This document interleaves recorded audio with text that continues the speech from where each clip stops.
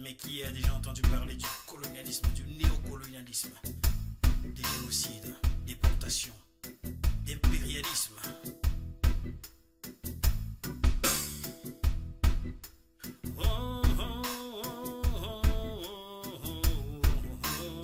Mesdames, Messieurs, bonjour, bienvenue dans le bœuf social qui reçoit aujourd'hui quelqu'un qui peut être qualifié comme étant un altruiste, un amoureux de l'Afrique, un philanthrope qui lance un grand projet au Cameroun. Il s'agit d'André Conchou-Fézé qui est donc à Yaoundé et nous répond donc de sa résidence. Bonjour, Monsieur Conchou-Fézé. Bonjour Jackie. Comment allez-vous? Très bien, je vais bien. Un peu fatigué. J'ai eu hier un peu tard aussi un call avec les afro-descendants qui s'est terminé un peu tard, mais ça va bien, ça va bien. Bon, ben, ça ne peut qu'aller bien, car disait qu'un chanteur français, la misère est moins pénible au soleil, n'est-ce pas? Ah, exact. Exact, c'est bien ça. Donc, André Conchou-Fézé, je vais succinctement vous présenter et vous me direz si ce que j'ai dit est vrai. Vous êtes passionné de culture et expert en tourisme, natif du Cameroun. Vous faites partie des Camerounais qui se battent pour la réhabilitation de l'image des Africains dans le monde entier. Pour y pouvoir, vous visez très haut. Selon toute vraisemblance, vous souhaitez voir rentrer au bercail un plus grand nombre de filles et fils de l'Afrique afin que ceux-ci viennent participer à la construction ou reconstruction du continent noir. Une démarche qui vous honore, bien entendu. Ainsi, sans forcément faire la différence entre les Africains nés en Afrique et ceux nés hors du continent, vous avez une forte pensée pour nos sœurs et frères qui ne connaissent rien sur leur mère patrie au simple motif qu'ils n'y ont pas passé du temps ou qu'ils n'y sont pas nés. Vous avez lancé une idée, celle de la construction de la maison des Afro-descendants, une maison conçue pour accueillir tous les Afro-descendants nés hors de l'Afrique, mais, à vrai dire, pas seulement, car certains de nos frères et sœurs, bien que nés en Afrique, l'ont quitté depuis des années sans jamais y retourner, sans jamais l'avoir sillonné. Ils ne connaissent donc pas non plus l'Afrique. Ainsi, vous entendez lancer les travaux portant sur la construction de cette maison des Afro-descendants à Yaoundé, la ville où vous résidez, à partir de septembre 2021. Donc, un immense immeuble futuriste comparable à la maison écologique et artistique des riades marocains, selon les plans déjà dévoilés à la presse. Cet immeuble intégrera des espaces de rencontres socio-culturelles, y ajoutant et surtout des chambres d'hôtes. Est-ce que je vous ai bien résumé? Est-ce que j'ai bien résumé le projet? Oui, dans l'ensemble, je crois que c'est très bien résumé. C'est ça l'idée, donc de construire une maison, d'offrir un chez-soi aux Afro-descendants sur le continent. Et naturellement, on pouvait le lire aussi à travers cette présentation. Au-delà de la maison en elle-même, c'est l'idée de reconnecter tous les enfants de la mère patrie qui sont aujourd'hui éparpillés à travers la planète. Et cette reconnexion peut se faire physiquement dans ce lieu, mais aujourd'hui, avec les moyens techniques modernes comme celui qu'on est en train d'utiliser aujourd'hui, on peut mettre en place plusieurs types de programmes qui vont permettre aux afro-descendants à travers le monde d'entrer en contact, d'entrer en connexion et d'échanger entre eux justement pour penser aussi demain pour les populations afrodescendantes à travers le monde. Oui, c'est ça l'idée. Donc, merci d'avoir accepté notre invitation. Tout le monde parle de vous, hein, et ce, en raison de ce projet, bien entendu, que vous portez et que vous entendez concrétiser au Cameroun, votre pays, donc, à Yaoundé, votre ville de résidence. Cependant, avant d'aborder ce sujet large, pouvez-vous vous présenter déjà à ceux qui ne vous connaissent pas, car tout le monde ne vous connaît pas. Moi, il y a encore 2 semaines, je ne vous connaissais pas. Oh, oui, oui, vous avez raison, merci beaucoup. Bon, je m'appelle Kunchu Feze. Je suis né au Cameroun, dans une petite ville pas très loin de Yaoundé qui s'appelle Mbalmayo. J'ai commencé mon cursus universitaire au Cameroun avant de continuer des études en Allemagne, en Europe, en Allemagne, en France et aussi de séjourner pendant plus d'une année en Grande-Bretagne. Donc, je connais voilà, plus ou moins bien l'Europe occidentale où j'ai étudié et travaillé pour mon cursus. J'ai fait des études dans le domaine du tourisme. Je suis diplômé en management des entreprises de tourisme et de loisirs. Et j'ai fait également en France ce qu'on a appelé à l'époque un master 2 en développement des projets et création des petites et moyennes entreprises. Donc, voilà ce que j'ai fait en Europe, où j'ai travaillé aussi un peu dans le tourisme en Haute-Savoie avec des structures allemandes, dont je suis revenu au Cameroun. Ce serait très long de parler de tout ce que j'ai fait ici jusque-là, mais actuellement, je travaille avec la coopération allemande et d'abord sur un projet de volontariat que j'ai entre autres coordonné, mais maintenant, je travaille dans un programme qui s'appelle Migration et Diaspora. Donc, voilà un peu résumé rapidement sur mon parcours. J'ai également tenu ici à Yaoundé depuis 2012 un espace culturel, une maison d'hôtes à caractère culturel qui s'appelle, ou bien qui s'appelait FIA. Voilà, donc voilà un peu succinctement une présentation de ma personne. Alors, c'est vous qui avez écouté Philippe Simon ou c'est Philippe Simon qui vous a écouté pour retourner investir au pays? Bon, je ne sais pas depuis quand les activités de Philippe Simon existent, mais moi, je suis retourné en 2007. En tout cas, s'il était déjà sur le terrain, je dirais que je ne l'avais pas encore écouté à ce moment-là. Mais disons que, voilà, mon attachement ce n'est même pas une question d'attachement. Disons que mon retour pour le pays n'a jamais été une question à débattre. J'ai toujours su que, voilà, je voudrais faire ma vie ici et voilà, et contribuer comme je peux à tout ce qui se passe ici. Mais ça n'a rien à voir, ce n'est même pas une critique pour ceux qui le feraient d'ailleurs. On peut le faire de n'importe où on se trouve. Donc, voilà, il n'y a pas de discussion à ce niveau-là.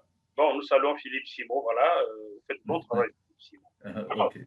la construction du RIA de la solidarité est sans aucun doute une très bonne initiative. En quoi consiste très concrètement votre projet et quelle mouche vous appliquez pour vous lancer dans un projet qu'on pourrait qualifier d'un peu fou? Si vous pouvez, pardon, là, il y a une partie de la question que je n'ai pas bien saisie. Il y a quelques mots qui m'ont échappé. D'accord, je vais la reformuler, s'il vous plaît. Mais gardez-vous dans le cadre, s'il vous plaît. Vous sortez du cadre. Restez vraiment, s'il vous plaît. Sinon, au montage, ce n'est pas possible. Alors, la construction du RIA de la solidarité est... De la fraternité, le RIA de la fraternité. Le RIA de la fraternité, OK. Est sans doute une grande initiative.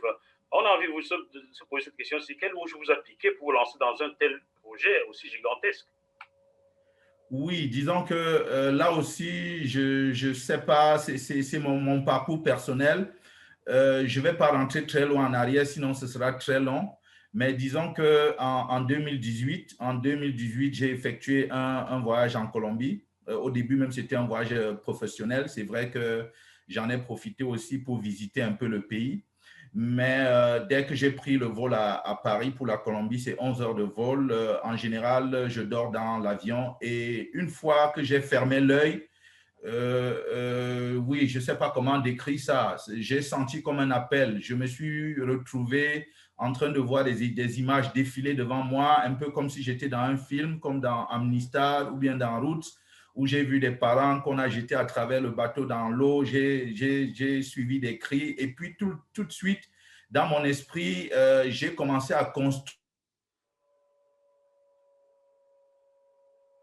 C'est la première idée que j'ai eue en arrivant à l'hôtel à Bogota. Je me suis mis à noter parce que je me suis dit, mais oui, effectivement, il y a une tragédie importante qui a eu lieu il y a pratiquement 400 ans et il faudrait faire quelque chose voilà, pour non seulement commémorer cela, mais aussi voilà, perpétuer la mémoire de cette tragédie, mais surtout, très, très important pour moi, à ce moment-là, mais aussi aujourd'hui, donner à nos parents décédés pendant cette tragédie-là des funérailles dignes de ce nom. Bon, les chiffres aujourd'hui, certains parlent de 2 millions, d'autres de 5, 8, 10 millions qui sont décédés pendant la traversée et ils n'ont jamais, jusqu'à aujourd'hui, eu des funérailles dignes de ce nom. Donc, il était question à travers aussi de ce festival-là de permettre à leur âme de se reposer en paix. Donc, c'est la première idée que j'ai eue avant d'arriver à Bogota, mais une fois arrivé en Colombie, à travers les déplacements que j'ai eus là-bas, j'ai rencontré dans la ville de Carthagène des Andes des parents noirs, des frères et sœurs qui, parfois comme ici, vendaient des fruits dans la rue, vendaient différents objets. Les échanges que j'ai avec eux, leur envie d'Afrique m'a saisi. Cette envie de savoir comment ça se passe sur la terre, mais de chercher dans leur mémoire ce que ça peut être, etc. C'est là que je me suis dit, il fallait faire quelque chose. C'est là en Colombie que j'ai senti cela. Et comme j'ai dit, en rentrant de là, j'avais déjà l'idée du festival itinérant de l'esclavage que j'avais commencé à mettre en projet. En 2019 même, j'ai été aux États-Unis où j'ai visité la Whitney Plantation en Louisiane. Visiter ces lieux de mémoire m'ont conforté dans l'idée de ce qu'il fallait faire quelque chose. J'ai même d'ailleurs présenté ce projet de festival à la mairie de la Nouvelle-Orléans en 2019. Et puis revenu, continuer à travailler sur ce projet. Bon, il y a eu le COVID-19 qui est arrivé et tout de suite, je me suis dit, bon, cette idée-là, je vais continuer à travailler là-dessus un peu plus après. Mais quand il m'est arrivé aussi personnellement de penser à construire pour moi-même une demeure, je me suis dit, mais tiens, c'est peut-être l'occasion justement de construire une maison qui sera aussi celle des frères et sœurs qui n'ont pas un pied d'attache sur le continent et chaque fois qu'ils rentreront, ils sauront qu'ils ont aussi un chez-soi ici parce que je trouve dommage, depuis qu'il y a une volonté de retour, que ceux qui reviennent peut-être comme des touristes alors qu'ici, ils sont chez eux. Ah, ça c'est formidable ça. Il y a des Africains, comme vous le savez, qui ne connaissent vraiment pas l'Afrique parce qu'ils n'y sont pas nés, je le dis en préambule. Il y a aussi des Africains qui ne connaissent pas l'Afrique parce qu'ils l'ont quittée il y a très longtemps, ils n'y sont pas retournés. D'autres y vivent sur le continent et ne connaissent pas aussi l'Afrique. Vous convenez avec moi là-dessus? Oui, alors, bien sûr, tout à fait, tout à fait. À votre avis, le sang africain dans ses veines suffit-il à lui tout seul pour aimer ce continent-là et accepter d'y revenir pour occuper votre maison des afro-descendants? Bon, je répondrai à la question peut-être en deux volets. La maison, comme nous l'avons plusieurs fois expliqué, est pensée pour tous ceux qui sont nés en dehors du continent et qui n'ont pas de famille identifiée sur le continent. Donc, même pour ceux qui sont nés en Europe, parce qu'il y a dans l'immigration récente des Africains qui seraient nés en Europe et qui n'ont plus d'attache ou bien de continent d'attache sur le continent. La maison serait pensée également pour eux.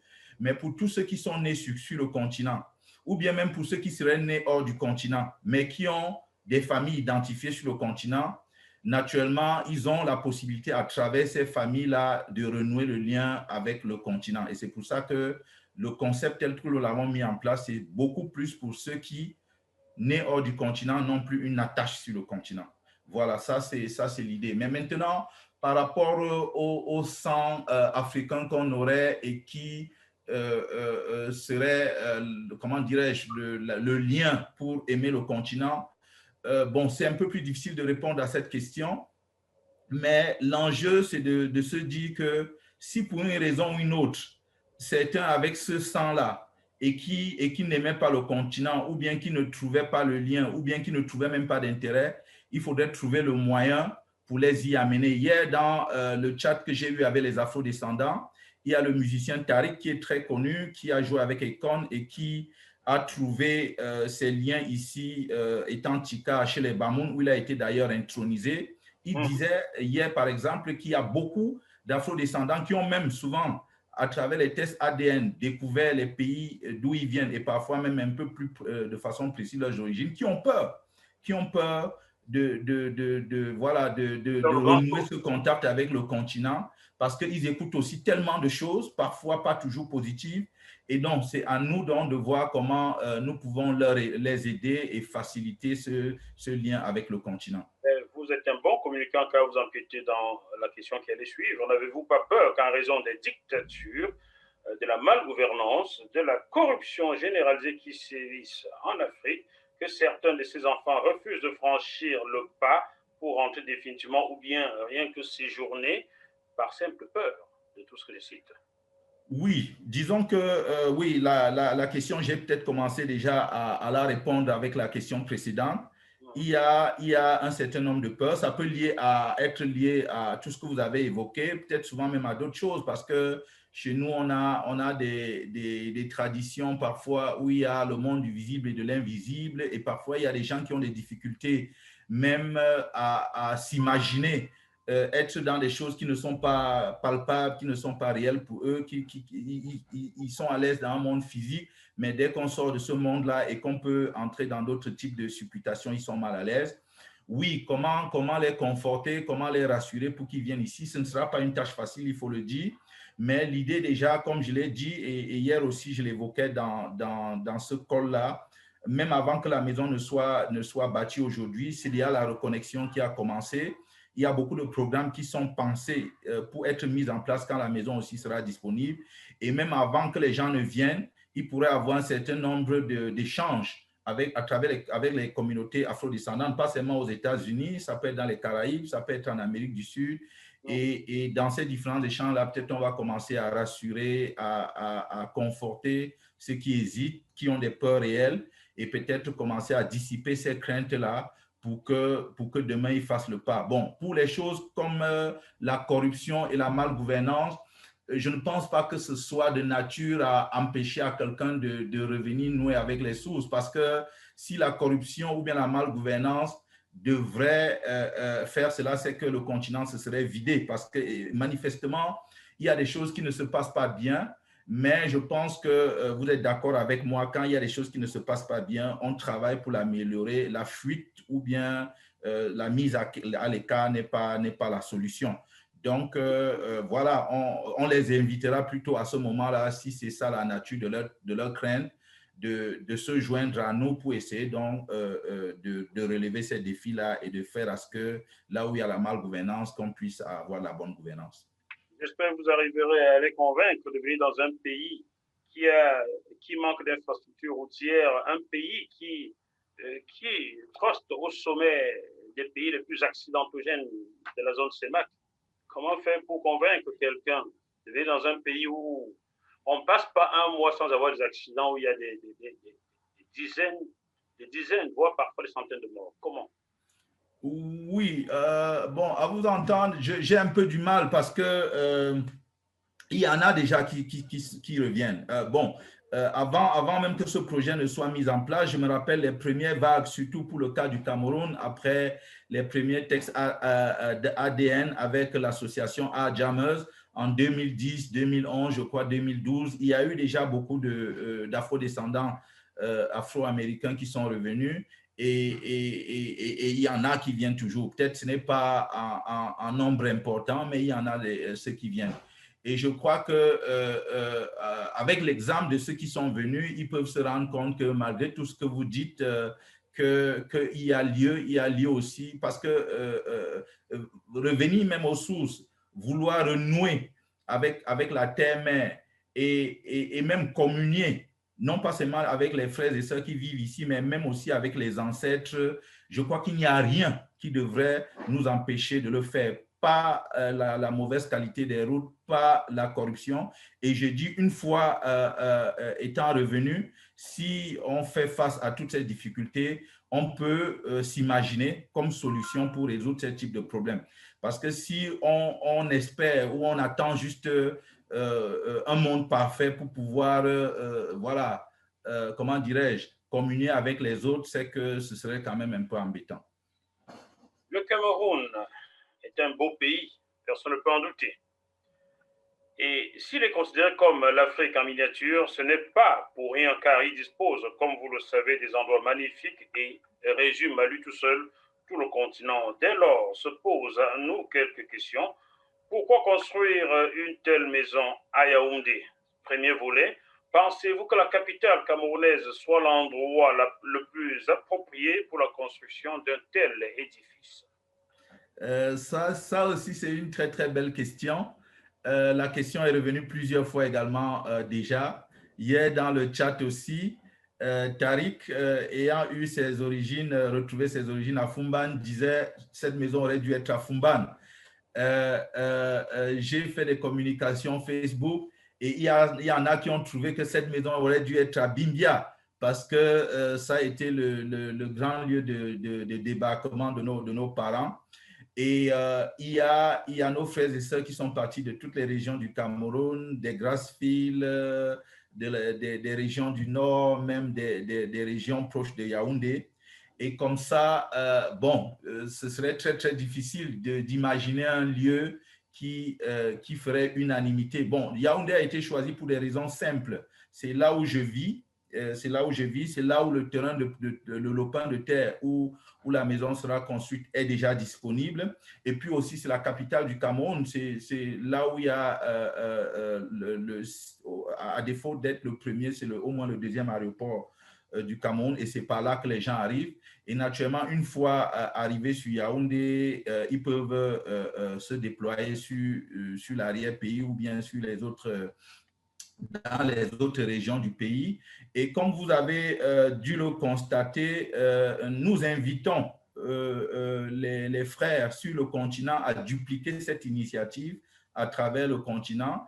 Et je peux vous dire qu'à la date d'aujourd'hui où je vous parle, il y a déjà 2 personnes au Cameroun qui aimeraient dupliquer le projet, une personne à Badinkop, une autre à Banganté. Hier également dans le chat que j'ai eu avec les afro-descendants, nous avons une afro-descendante afro-américaine qui vit en Tanzanie, qui aimerait dupliquer le projet en Tanzanie. J'ai des amis qui viennent du Kenya, qui vivent en Allemagne, qui voudraient dupliquer le projet au Kenya. Donc, l'idée, c'est de dupliquer le projet à travers le continent. Et comme ça, pour le cas du Cameroun, on pourrait avoir ce type de maison dans toutes les régions du Cameroun. Et à ce moment-là, la question ne se poserait plus.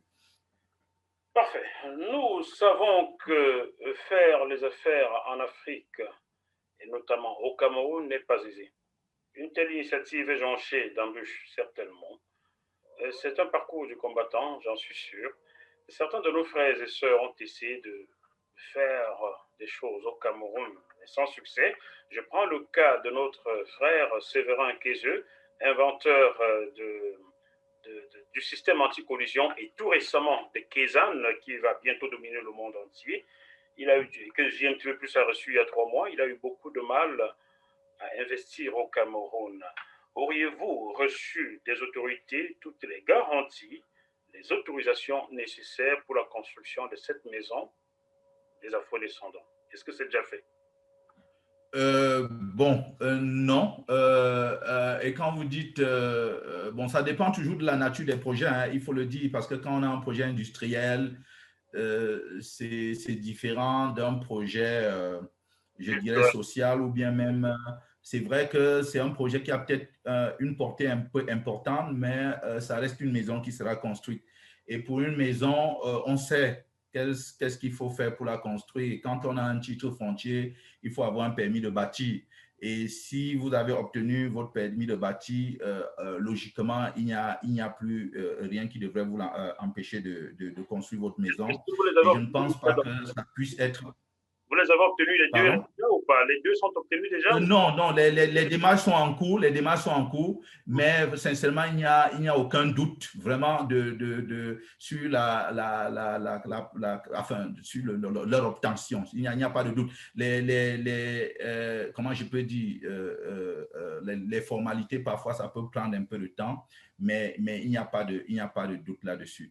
Peut-être aussi, pour revenir sur la question que vous venez de poser, j'ai peut-être la chance avec mon emploi actuel. Je travaille dans un projet qui s'appelle Migration et Diaspora et au quotidien, je facilite entre autres le process de création d'entreprises pour les ressortissants camerounais d'Allemagne qui aimeraient créer des entreprises ici.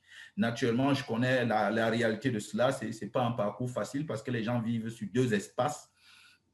Mais l'une des difficultés réelles, c'est le fait de ne pas être sur place et voilà, de devoir soit venir tout le temps ou bien de ne pas trouver toujours les gens de confiance à qui on peut confier un certain nombre de responsabilités pour mener un projet jusqu'à son terme. Bon, l'administration, naturellement, elle a ses tâches. Je n'essaie pas de les dédouaner, mais en général, quand on est sur place, bon, je peux dire qu'on a les coudées franches pour pouvoir, comment dirais-je, surmonter toutes les difficultés qui existent, alors que souvent, quand on n'est pas là, bon, ces difficultés peuvent paraître infranchissables.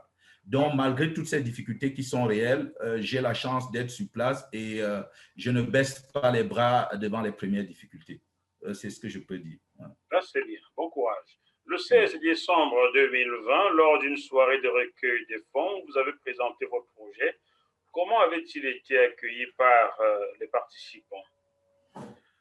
Voilà, c'était une très, très grande surprise. Je dois avouer que cette soirée, on l'avait pensée au début comme soirée de présentation du projet. D'ailleurs, c'est ce qu'elle a été. On voudrait aussi faire une levée de fonds, mais on n'a pas mis, comment dirais-je, le focus sur la levée de fonds. C'était d'abord surtout la présentation du projet. Et de ce point de vue, on était très satisfaits. Il y a eu beaucoup de personnes qui ont répondu présent à notre invitation.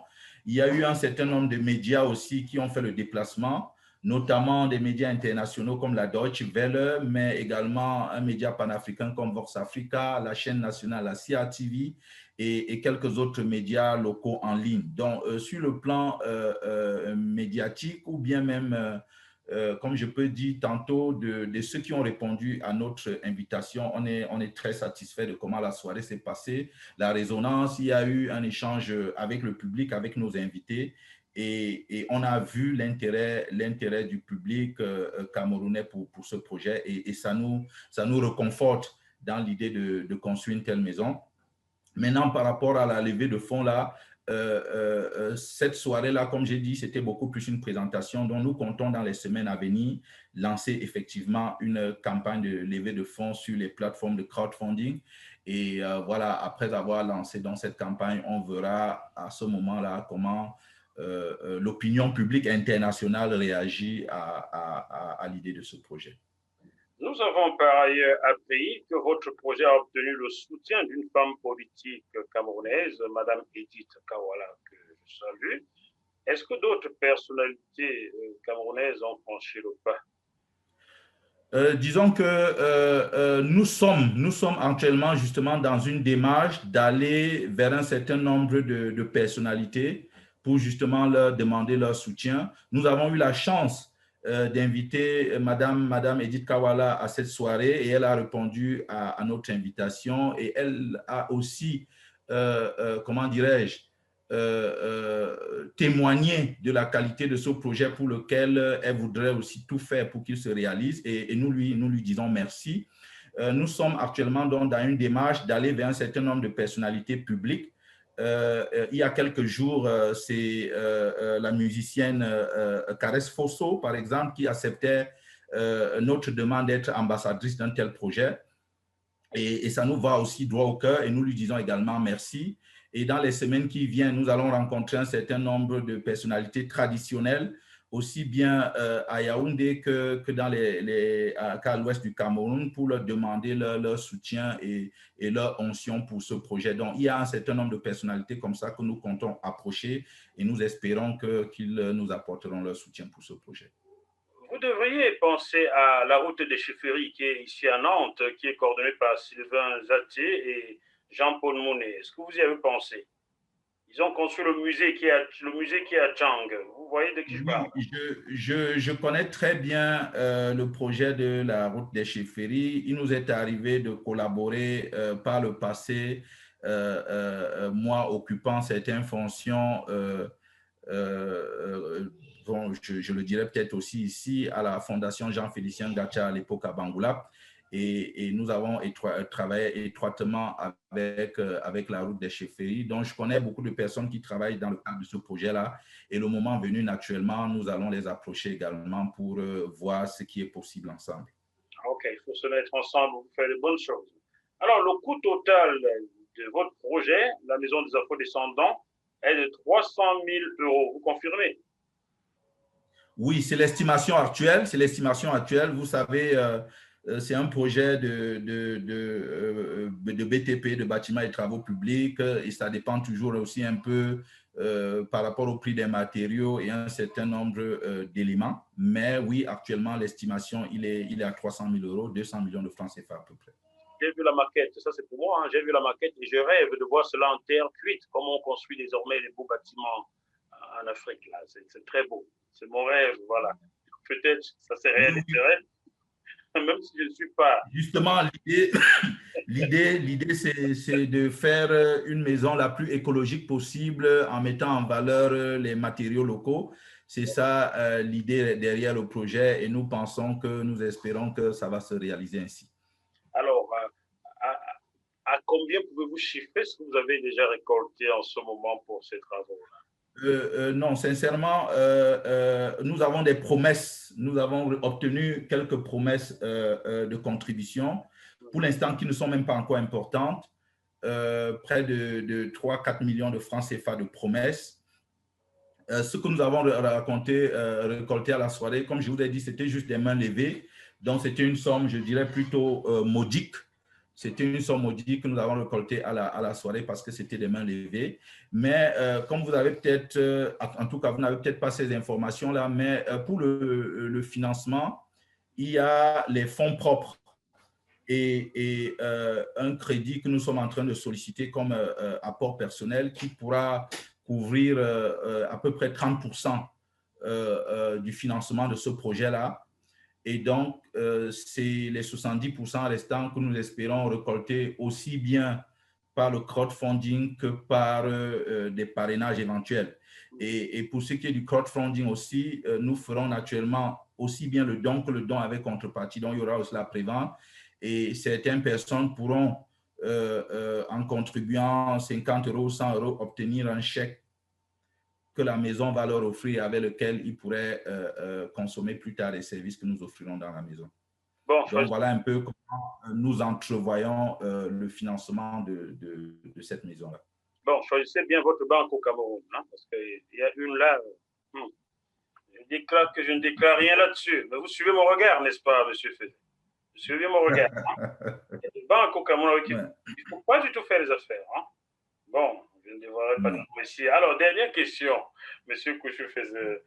Vous auriez déclaré ceci: tout le monde pourra séjourner au Riad. Pour les afro-descendants, ce sera gratuit, mais pour les autres, il y aura une contrepartie. C'est pour cette raison qu'on l'appelle aussi la porte ouverte. C'est bien, ce sont vos propos? Oui, ce sont mes propos, exactement, ce sont mes propos. Ne craignez-vous pas que l'on vous accuse d'être raciste ou de créer une autre forme d'apartheid en demandant aux Noirs de ne pas payer, mais demandant aux Occidentaux, aux Blancs de payer? Ce serait avoir mal compris le sens du projet. Si j'étais raciste, je fermerais la porte aux autres carrément. Et maintenant, entre la discrimination pour ceux qui payent et ceux qui ne paieront pas, il y aura des Noirs qui paieront aussi. Si vous êtes africain ou bien afro-descendant et ayant une famille identifiée sur le continent, que vous vivez au Cameroun, au Tchad, en France, en Chine, aux États-Unis et que vous revenez à la maison des afro-descendants, vous paierez vous aussi. Donc, il n'y a pas que les non-afro-descendants qui paieront.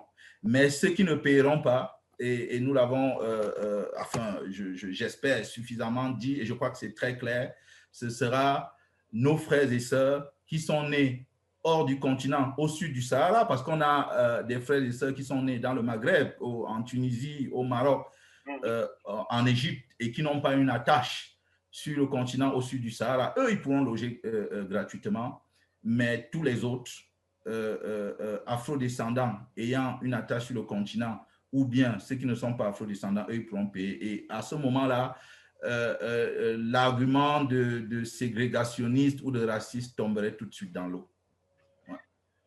Merci beaucoup, André Kouchoufezé. Je ne sais pas tout, je ne sais rien d'ailleurs, j'apprends tous les jours. Y a-t-il une question que vous auriez aimé que je vous pose et je n'ai pas tilté dessus? Alors, répondez à la question non posée. Oui, enfin, moi, j'aimerais plutôt lancer un appel vibrant à tous ceux qui nous écoutent, à tous ceux qui vont suivre cette conversation. Il y a une problématique centrale qui est à l'initiative de ce projet de de la Maison des Afro-descendants. C'est la question fondamentale, est-ce que quelqu'un qui est déporté est déshérité? Et notre question est évidente, notre réponse est évidente, c'est non. Donc, c'est d'abord une question d'injustice qu'on est en train de réparer. Et justement, ça fait le lien avec la dernière question que vous avez posée. Ce n'est pas un projet communautaire que nous créons. C'est vrai qu'elle donne un avantage aux membres d'une certaine communauté, mais c'est un problème d'injustice historique que nous sommes en train de vouloir réparer. Et nous pensons que toutes les âmes sensibles à travers le monde qui voilà, comprennent ce projet comme nous l'avons mis en place devront mettre la main pour que nous réalisons cela parce que, et c'est ça aussi quelque chose que j'aimerais dire ici, je serais Bill Gates que je ne souhaiterais pas construire cette maison seule. Ce n'est pas une initiative personnelle. Je voudrais que ce soit une initiative participative et où tout le monde mettrait la main pour commencer à réparer cette injustice, l'injustice de la déportation. Merci beaucoup, Monsieur André Kouchoufezé, pour ce temps que vous nous avez accordé. Chers téléspectateurs, j'espère que ce programme vous a plu. J'espère que vous allez participer en faisant des dons pour la construction de cette maison des Afro-descendants. Il ne faut pas seulement être africain pour y mettre un sou, j'espère, Monsieur Fezé. Mon ami Bernard Baga, qui est blanc et qui a sillonné l'ouest du Cameroun avant ma naissance au début des années 70, peut y mettre un peu de sous, n'est-ce pas? Tout le monde peut y mettre. Oui, tout à fait. De toutes les façons, j'ai beaucoup d'amis. Je vous ai dit, j'ai tenu pendant longtemps une maison d'hôtes qui viennent d'Italie, qui viennent d'Allemagne. C'est eux qui me disent, mais quand est-ce que la levée de fonds va commencer? Donc, c'est un projet voilà, pour toutes les personnes qui, nous sommes, comment dirais-je, la planète Terre, nous sommes des héritiers d'une planète et là, il n'y a pas de différence, tout le monde pourra contribuer. Je vous remercie beaucoup également de m'avoir accordé cette occasion, cette opportunité. Merci beaucoup à JTV. JMTV+. JMTV, pardon, JMTV. Merci beaucoup. JMTV, vous n'avez pas le plus, toujours pas moi. JMTV+. Ah, voilà. Donc, je fais la précision. Merci beaucoup à JMTV+. Voilà. Chers téléspectateurs, ici prend fin ce bœuf social. On se retrouve sur cette même chaîne avec un autre invité dans quelques jours. D'ici là, malgré la situation compliquée, gardons l'espoir, gardons la banane. À bientôt. Bye bye. Merci. Bye bye. Ouais, merci.